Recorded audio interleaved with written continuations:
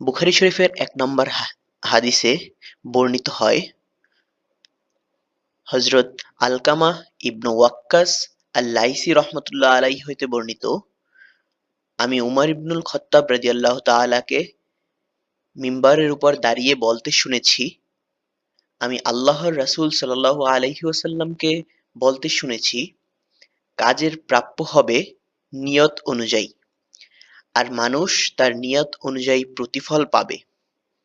তাই যার হিজরত হবে ইহকাল লাভের অথবা কোনো মহিলাকে বিবাহ করার উদ্দেশ্যে, তবে তার হিজরত সে উদ্দেশ্যেই হবে যে জন্য সে হিজরত করেছে।